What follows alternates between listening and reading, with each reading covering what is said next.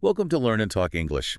Today, we're going to be doing a deep dive into how to sound like a native English speaker. It's a popular topic, yeah. We're actually going to be basing this deep dive on our video lesson, How to Sound Like a Native English Speaker. And you can find that linked in the description. Awesome. Yeah, so a lot of people, they learn the vocabulary, they learn the grammar, but they still kind of have this accent that gives them away as not being a native speaker. Right. So our mission today is to uncover those secrets to really sounding natural. Yeah, because it is something that a lot of people strive for, to really sound like they belong, in that English-speaking environment. Yeah, it's like the secret handshake. Exactly. You can know all the rules, but if you don't have the secret handshake, then You're not in the club. yeah, you're not part of the, part of the in-group, Right. So yeah, pronunciation I think is overlooked by a lot of English learners. It is, and it's really unfortunate because, think about it this way. Pronunciation is that bridge between the speaker and the listener.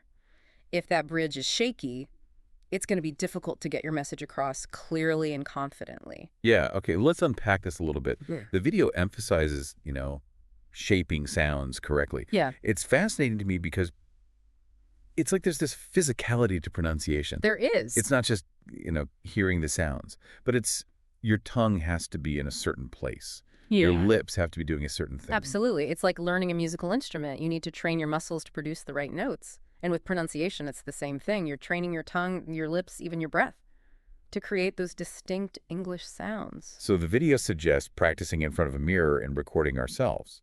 So it's like having a personal pronunciation coach. Exactly. And what's interesting about that is the self-awareness that it cultivates. By seeing and hearing yourself, you can identify those areas that need improvement. You can celebrate your progress.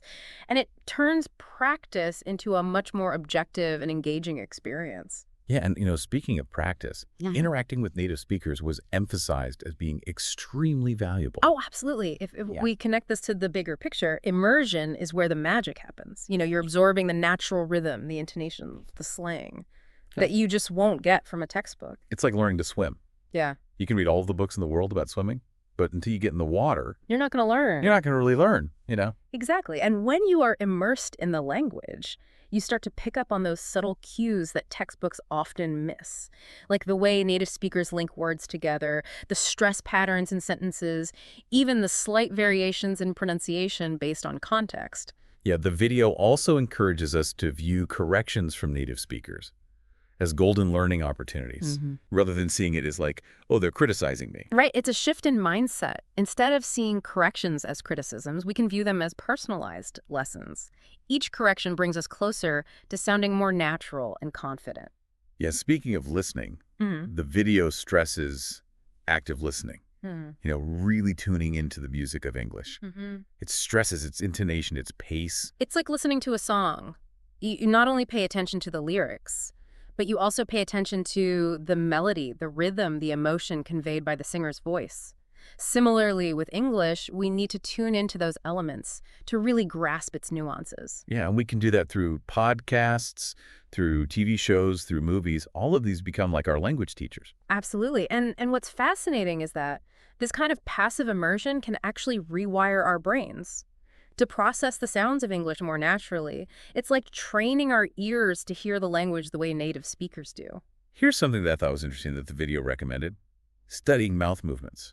Oh, yeah. And I know that might sound a little strange. It might sound unusual, but it taps into a very powerful learning mechanism: visual observation.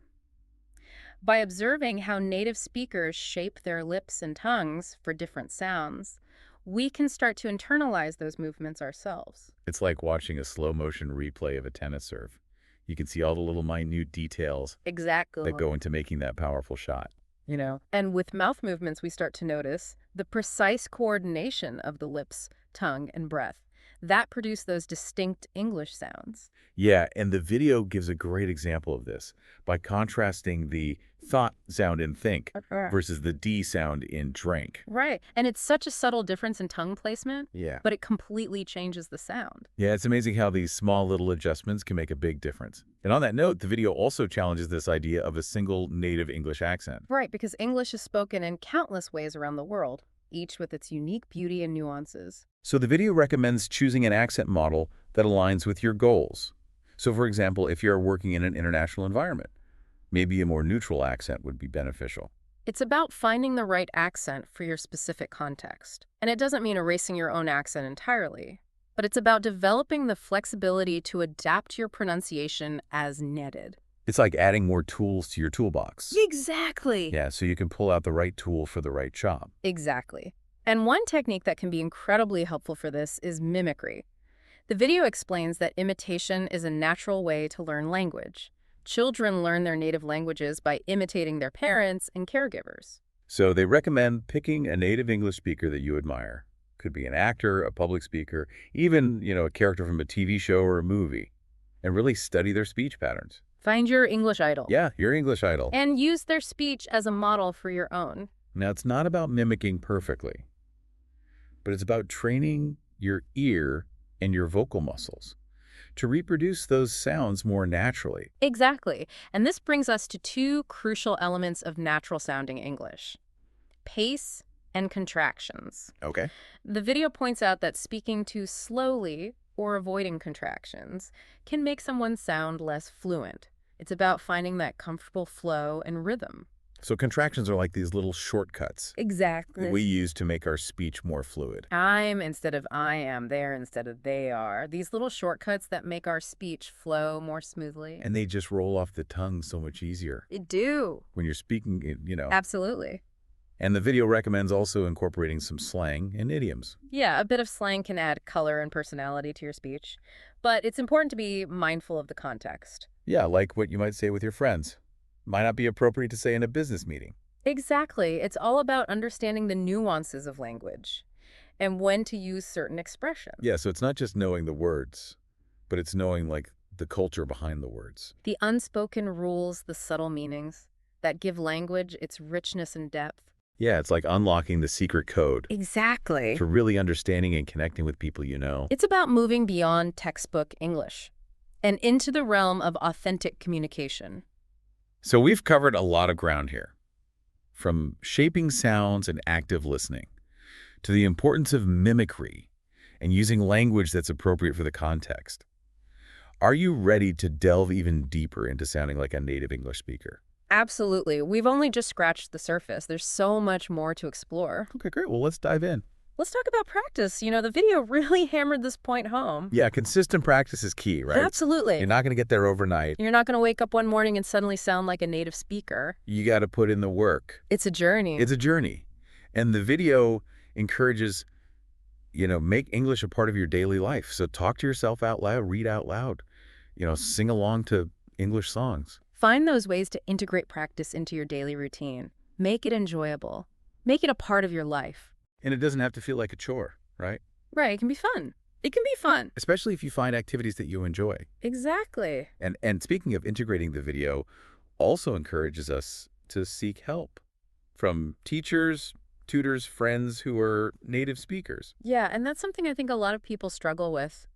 Asking for help. I think so too. It's like there's this fear. Why do we shy away from asking for help? It's like we don't want to seem incompetent. Right, we're afraid of being judged for our mistakes. Yeah. Or like, maybe they'll think less of us or something. But the truth is, asking for help is a sign of strength, not weakness. It shows that you really want to improve. Exactly. It shows a commitment to learning, a willingness to grow. Yeah.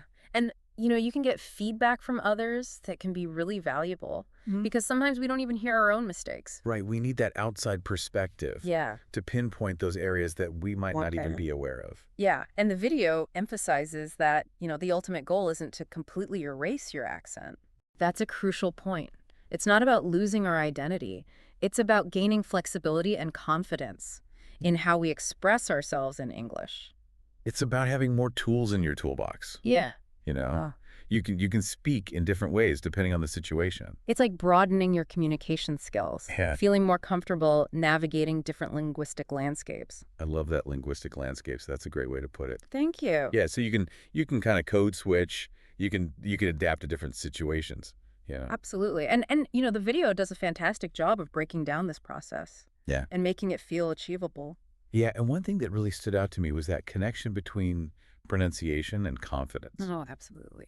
Because if you feel good about how you sound, We're going to project that Yeah, confidence. you're going to be more likely to speak up. You're more likely to engage in conversations, share your ideas, build stronger connections with others. And it's like that feeling when you put on an outfit and you feel really good in it. Right? You just walk with a little more swagger. Yeah, you have that extra pep in your step. And similarly, when you feel confident in your pronunciation, you project that confidence in your interactions. Yeah, and I also really appreciated how the video encouraged us to see challenges as opportunities for growth. Yes. It's a mindset shift that can really transform your entire learning experience. Yeah, it's about embracing the journey. Yeah.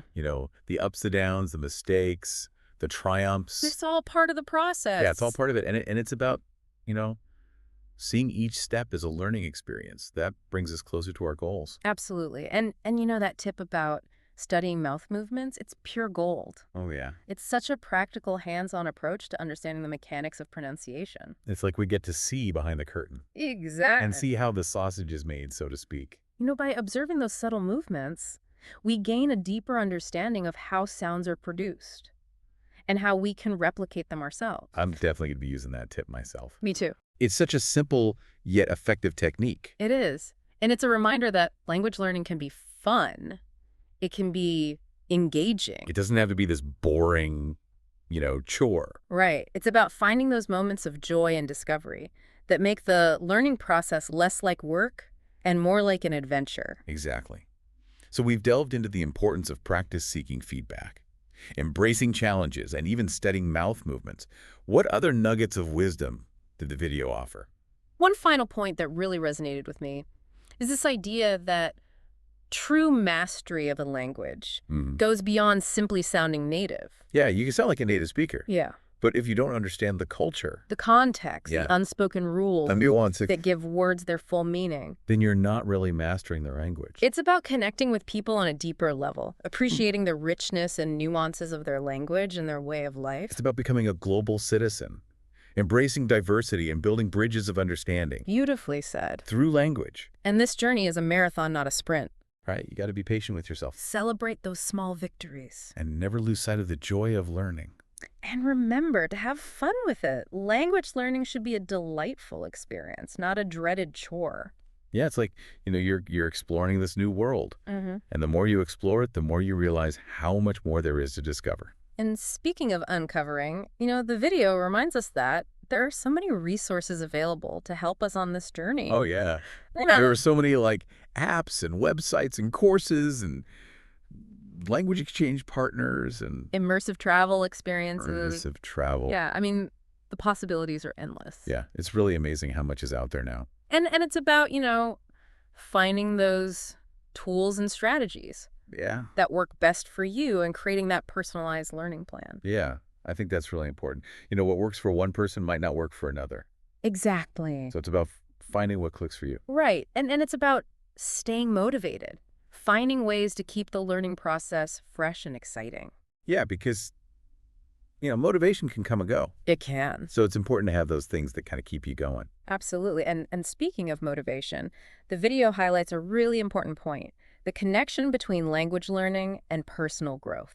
Oh, this is where it gets really interesting. Yeah. Because it's not just about, learning a new skill, but it's about, expanding your horizons, challenging yourself, Yeah. becoming a more adaptable and resilient individual. Learning a new language pushes us out of our comfort zones, It does. forces us to think in new ways. Makes you, see the world from a different perspective. Exactly. Yeah. And it develops our cognitive abilities, enhances our problem-solving skills, makes us more empathetic towards other cultures. Yeah, it's like you're opening up this whole new world of possibilities, Exactly. both personally and professionally. Yeah. Absolutely. So to kind of recap here, we talked about the importance of pronunciation active listening, mimicry embracing challenges, seeking feedback, the power of practice, and even the, profound impact that language learning can have on our personal growth. Wow, that's quite a list. It is. It's been a truly immersive deep dive into the world of sounding like a native English speaker. It has. And I really hope that our listeners feel inspired and equipped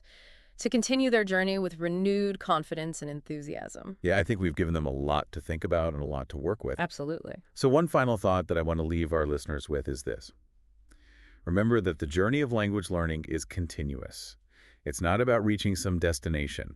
It's about embracing the process of discovery, growth, and connection that goes along with it. Beautifully said. And never be afraid to experiment, make mistakes, and have fun along the way. That's where the real magic happens. So we would love to hear from you. What are your personal strategies for sounding more like a native English speaker? Share your thoughts and experiences in the comments below. And if you enjoyed this dive, hit that like button. Subscribe to Learn and Talk English for more deep dives into the world of language learning. And stay tuned for our next episode.